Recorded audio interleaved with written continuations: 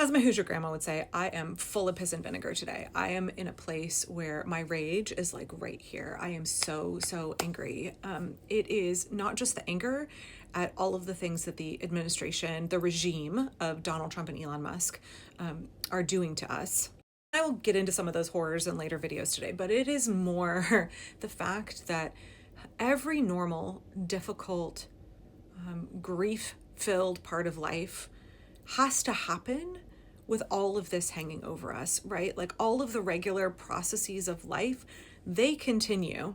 It's just that now we no longer have any capacity or bandwidth to absorb those things and process them in an appropriate way. We're no longer able to give the time and energy to those events in life that we should. So today is my dog Athena's last day.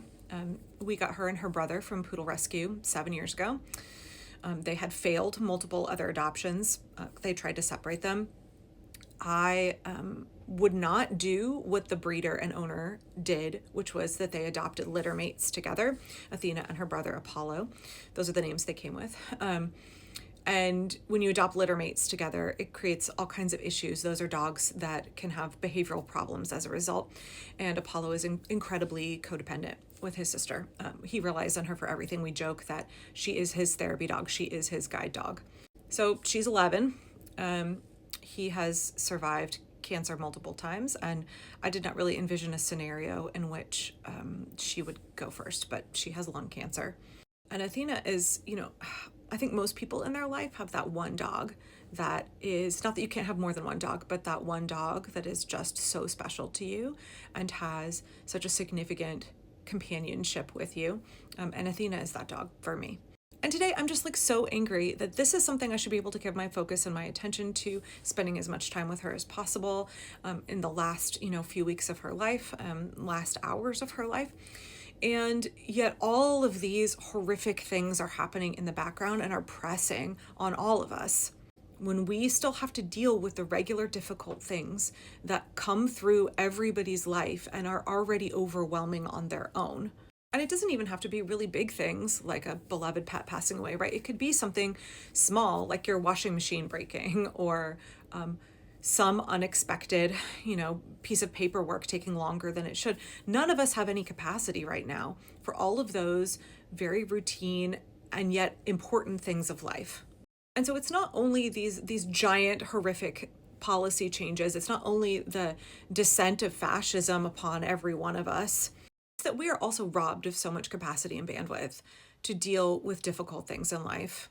We are denied access to the time and energy and focus that we should be allowed to dedicate to events like these, right? And to me, it really feels like deja vu in many ways, because in 2020, when we were all on lockdown from COVID, my mother was on hospice for primary peritoneal carcinoma, and we watched Donald Trump bungling massively the COVID response. And I remember having a similar level of rage of like, I had to visit my mother outdoors on her porch. We were all masked because I didn't want to give my mom COVID, when she was already in end-stage cancer. And the amount of anger that I had toward the administration then for, not only all of the horrible things that were happening in our country and around the world because of the way we were mishandling the COVID response, the lack of empathy, the lack of appropriate measures, and the thousands and thousands of unnecessary deaths that we experienced here. But also because that took from me the ability to give my mother and the process of anticipatory grief and the process of grieving after she passed and then handling her estate and then becoming my father's caregiver. I had reduced capacity to deal with all of that in an appropriate and healthy way to give it the energy and focus that I should have. And I guess for me, today, I'm going to try and handle the rest of my videos today with a little bit of calm if I can, but also just understand that underneath I am processing all of the layers of the ways that this regime is stealing things from us. Today, it feels very personal. Like this is hard enough. This is hard enough already, right? And to have to do these small layers of grief while completely encased in all of these larger, more looming, more devastating layers of fear and grief and, sadness and just trepidation, I guess. It's just, yeah. So yeah, that's where I'm at today. I know that y'all are experiencing all kinds of similar things. You're trying to live your lives, right? We're all trying to live our lives, and we're trying to maintain whatever we can, but then having to deal with the normal upheavals of life. There's just no ability to maintain anymore. There's no ability to deal with those things and give those things the attention that they need.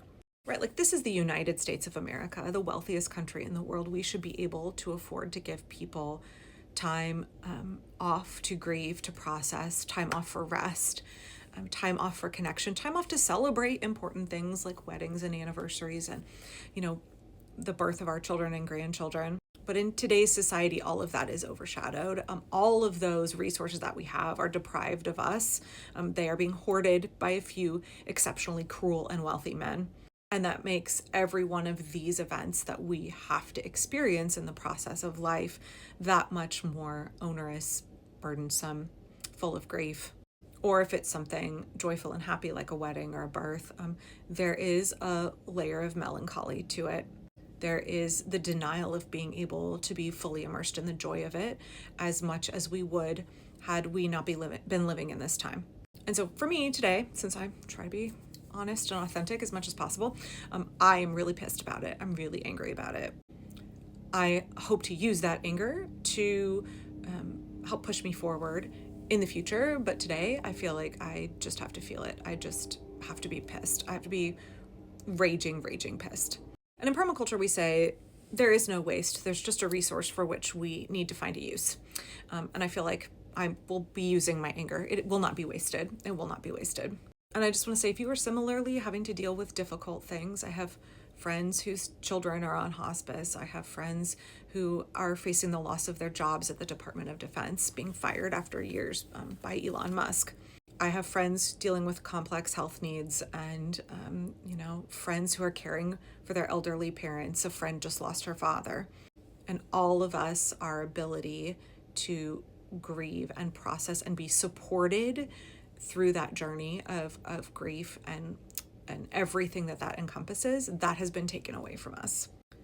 These billionaires have stolen so much of what we deserve and what we need to have the life that we should be having here in the US.